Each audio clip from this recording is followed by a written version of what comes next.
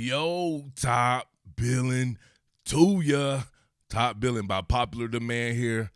Your boy is back with another wide receiver cornerback matchup. This time one being right up my alley, pause, just because it is exactly what I have been waiting for, telling people about. If you're talking about a wide receiver cornerback matchup that's worthy of being on top billing, it has to be with somebody, a cornerback who makes every single statistic count against themselves with a high-level elite receiver, right? Far too many times I've done these. You got dudes and damn near covered 30. You got 12 dudes behind them. They're in zone coverage, bailing out in zone coverage, 80 yards off the ball, talking about, yeah, I shut him down. I shut him down. Nah, it ain't like that, bro. To be the man, you have to beat the man, and that's exactly what Seth Williams, one of the best receivers in all of college football for Auburn. You see me did work on him previously during the offseason, and I remarked, like, man, he's got, like, T.O.-type skills, right? Like, crazy ball skills, crazy physicality. He's one of these guys that's going to be much better in the NFL than he is in college just because of the circumstances surrounding his offense and stuff like that. Him going against Jaycee Horn, Joe Horn Jr., one of these guys that I've remarked I think is a first-round draft pick, 2 first-round draft picks going at each other, and guess what? Horn shadowed your man Williams, shadowed him all over, slot, outside, wherever. He was there, right? So that's how you get an elite cornerback wide receiver matchup, in my opinion. So that man took on the task of having every single statistic count against him with Seth Williams. That ain't no joke. Props to T-Rob, the DB coach there, defensive coordinator, and props to Will Muschamp. These guys produce some high-level defensive backs, high-level defensive players, period, but allowing something like this to happen, man, kudos to those guys for sure right there. So, obviously with these, right, I have to tell people all the time, right, we're just having a little fun, man. Allow your boy to get some creativity off, some jokes and stuff like that. Nothing ever malicious. We're just having some fun. I love Seth Williams, love Jaycee Horn. So, Don't get your little thong all twisted, right? Buy a bigger size thong next time or something like that. It's not that serious, right? What I want you to do, take that thong off, roll it up like a cigarette or something like that. Reposition that shit, put it back on, turn it the correct way, and get out your feelings. It's not that deep, all right? So with that being said, man, let's go ahead and go into this. This was some high-level work. What more can I say? Top billing. All right, I'm going to tell you what I'm going to do right here. I'm going to start off with the one catch that Seth Williams had that was a highlight, just so people can be like, oh, man, why you picking on him or something like that, when it's not the case, baby. I'm just doing content. Love Seth Williams. Now, check this out right here. This was hard, right? This alone right here could have some people say, like, I don't know if Jaycee Horn actually won this, but it is what it is right here. We can check this right here. You have them down here to the field side. ISO'd off. And I will say this, right? Not going to be that good at content.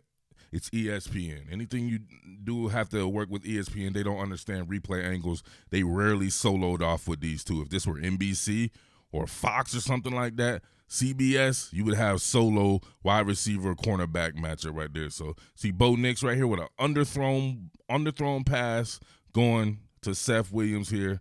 Mano y mano. Now look at this right here. Right, this is an even exchange situation. Both these guys can go up and get it, but Seth Williams can go up and get it a little bit better. Jaycee Horn actually had his hands on this right here and couldn't corral it. Seth Williams is just that strong. He comes down with this, right, like a 40-yard gain or something like that. This was hard. This was actually hard, right? We can see it a little bit differently right here. See him coming in, both tracking it, underthrown. They both can see it. It's about who can go up and get it the best, right? Who can work it best at his highest point. Seth Williams gets up before him. Jaycee Horn, actually, if you look at it right there, Seth Williams with 2 hands on the ball, Joe Horn Jr. here with 1 hand on the ball. So I wonder if he could do that over, if he would try to go with 1 hand there. Obviously, 2 is better than 1, and that's exactly what happens right there. So Seth Williams did bomb on his ass. All right, now I'm going to go in order of best content provided, meaning they soloed them off here. So here's great stick work right here by Jaycee Horn. Boom. You see that? This is a man who understands football situations here. He knows that they want to move the sticks on this one right here. He can play it to the sticks, right? You see the line to gain there. He works with just friction coverage, right? It's a cold approach off man, friction coverage. He knows he has a certain amount of room to work off the ball here to where he can get physical as long as the ball's not in the air. He detaches from that. He knows where the sticks are. And, of course, Seth Williams is hamstrung by a QB who is extremely inaccurate this year. I'm not sure what's going on with Bo Nix there, but he threw this to the outside, threw it right to Jaycee Horn, right? But Jaycee Horn made this happen just by being physical and really not allowing Seth Williams to kind of work back to the ball there. So that's some really good work right there. Very strong and physical. Bang. Reposition it off to the races. That's hard. Hard. All right, so you see the stack here? It don't matter. This man is in solitary confinement. Wherever I go, you go. My buddy. Look at this. Boom. Now, this right here, Seth Williams won this route. He drew a penalty. You see this on the transition here? It looks like immediately it was going to be a return route. I'm not sure. Looks like it's just scramble rules. Now, we'll give this with Bo Nix. His offensive line is horrible. Absolutely horrible. And then, boom, right there on the transition, we see my man getting upfield on the scramble rules. In the transition there, I believe he got himself a penalty. I think we can see the penalty marker come out at the end here. Yeah. So Seth Williams won that route right there. All right, the only ISO we get right here, I think Seth Williams trying to run a slant. Look at that. Two-hand jam. Boom, got back inside of it. What? Right, cold approach. Even though he's shadowing him and everything like that, he's working a cold approach. All right, let's do it from a technique standpoint. Not too far of a squeeze, great base width, ready for combat there. I like how he's a little bit more upright than a lot of the people who lean over, because the first thing you're going to do when you leaned over is pop up. So why not already be there and cut down on time right there? Right, look at his foot energy here. Look at the tempo of his feet. He being Jaycee Horn right there. Seth Williams giving them varying the approach, giving them the rhythm step with an outside approach. Now, I normally don't like this, but it is what it is, right? You know me, I'm like, hey, get yourself in the position, put that left arm to that right shoulder pad just to gauge the range, right? It's a range finder.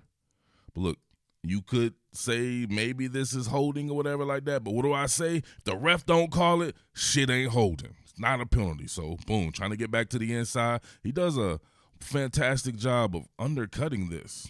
I'm not sure how he even thought to even do this, right? Maybe because the pass was back to the inside. Yeah, it was. So he has great ball skills.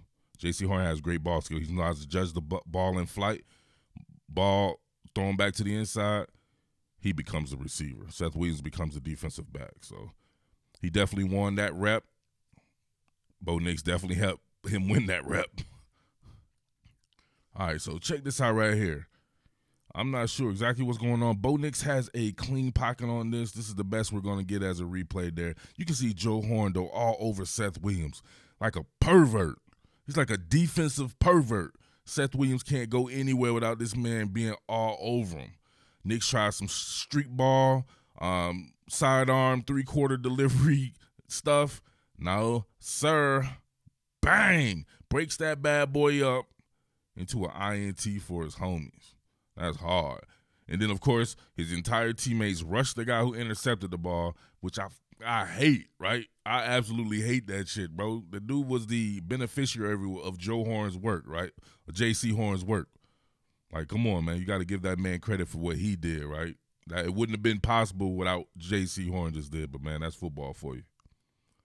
All right. Once again, not going to get a good replay here, but I want you to see if you can catch this out. Nix again. Street ball rules. I believe you can see it right here. You got the defensive pervert all over Seth Williams again, right? Like, some of you dudes is real perverts, though, man. Y'all got to chill with that. You know what I'm saying? Y'all on the internet all day looking at some weird shit. You know what I mean? You can't be around a female without being too touchy and grabby and shit. Let Jaycee Horn do this. You don't do this in your real life. But check this out right there. I'm not sure what Nix was thinking right here, who he was throwing this to. I think he saw Seth Williams, but just didn't see Jaycee Horn all over him like that. Tries to throw it. Seth Williams tries to scramble backwards. Throws it right to him. Another cat. That's hard. Maybe he was trying to hit this particular receiver right here he's going to hit him on an anticipatory throw. And doesn't see it. Horn jumps it. Nasty. Horn is nasty in zone or man, right? If you see this man in the first round, it's not necessarily all because of what he did in this game, but this game certainly helped out, right? I believe he's a first-round draft pick, right? Send that boy to the New York Jets. All right, these are the last few right here. I want to rapid-fire these because they completely shit the bed on these. Check this out. Bang.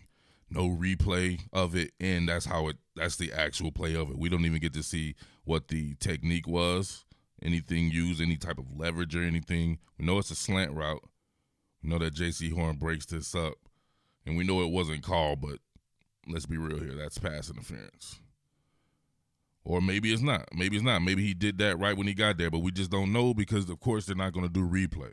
They started talking about Nick Saban and shit. Like, come on, fam. What are we doing here, man? Concentrate on this shit. This is what I want to see, man. This is what the world wants to see. Concentrate on this shit, ESPN. All right, right here, Jaycee Horn and Seth Williams, I think at the top of the stack, running a fade route. Yep, top of the stack, switch release. Now, check this out. Wish we could see it better. Inside positioning from Jaycee Horn here. I apologize calling him Joe Horn, man. I'm old school like that, man. I've been a Joe Horn fan forever. I met Joe Horn on multiple occasions, met Jaycee Horn, seen him play in different settings and everything like that. So I apologize for that, but that's what's going to be in my head the rest of my life. But there you go. You see the inside positioning there? Knicks obviously could have threw it a little bit further towards the pylon or something like that, but he didn't give that man any room for anything. So another PBU, and here we go again. I want to say that they're here on another fade route. This time he followed him into the slot. Front facing play action fake, lets it go. Same deal. Same deal. Getting into it, getting hands in his face. Now, he almost had two hands on this, right? But look at Jaycee Horn's ability to get up and continue to battle at the highest point. I think we have a little bit closer one right here. Here you go. You can see him with the inside work right here, right? Instead of turning to the outside, we've seen this in the Georgia game. Sometimes that shit can work against you, right? I don't think referees are adept at you playing face guarding like that. They want you to turn around and try to track the ball here. But he did a good job of not really molesting him, getting hands on him and stuff like that. And he played this perfectly, man.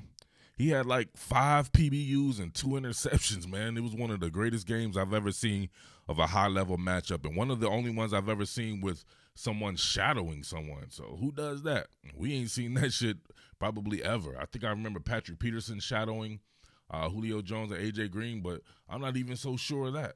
So we'd have to go back and think about that. But we see it all the time in the NFL, so it is what it is there. But shout-outs to both Seth Williams and Jaycee Horn. Good work. Both these guys extremely competitive. You could tell one particular point in time when he broke up the pass, Seth Williams had that look on his face. He was like, all right, he got me. So I love that type of shit right there, man. So let me know if you love this shit. Hashtag I love this shit. And it's your boy Murf, the Underground King. Popular demand. I got you. I delivered. Let's go. All right? Peace. What more can I say? Top Billin.